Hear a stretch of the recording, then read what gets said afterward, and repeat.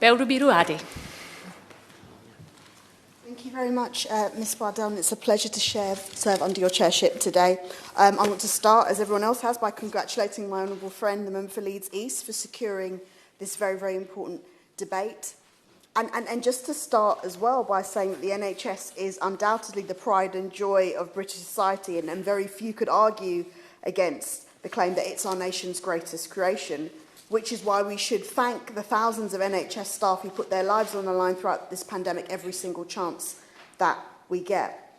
And it's also the reason why I support all of my honourable friend, the member for Ronda's 11 recommendations, all of them in full, because our NHS staff have for some time now been overworked, understaffed, underappreciated and severely underpaid. And over the past 18 months, that has been exaggerated almost to breaking point.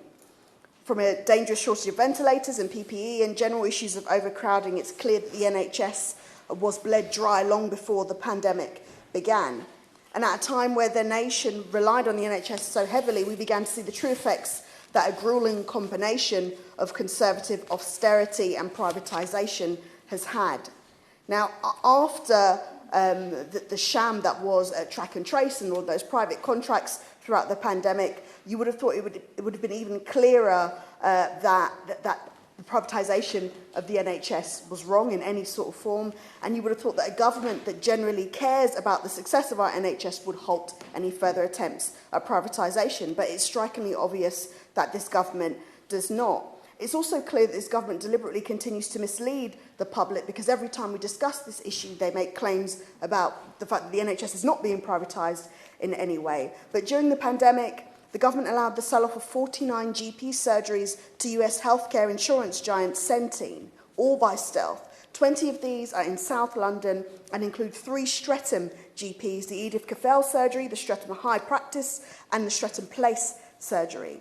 Centene is a company that's bigger than Pepsi, Disney and almost as big as Boeing. And Operos Health, the UK arm of Centene, has openly stated that its market strategy is to exit NHS contracts that do not make a profit, revealing their really worrying intent for our GPs.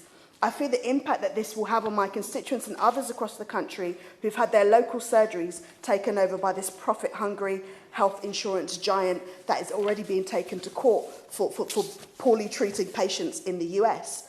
Our taxes should be going into essential services that we all rely on for our health, not lining the pockets of wealthy shareholders and filling the coffers of profit-greedy American corporations. My concerns about this takeover and the threat that this poses to our NHS are definitely not misplaced, because guess who number 10 has recently hired as a health advisor? None other than the outgoing chief executive of Operos Health. It's no wonder that we're seeing disastrous legislation like the Health and Care Bill coming from this government, and a harsh reminder that life and health are just products to be turned into sale for the Tories. I've been proud to join campaigners to raise awareness about these damaging changes on a local and national scale, and I echo their calls, as well as those raised by other members during this debate today, that the attempts to privatise our NHS must end with immediate effect. And further to this, the government has to address a decade's worth of NHS mistreatment in the autumn spending review. So I'd like to hear more from the Minister about exactly how they're going to do that.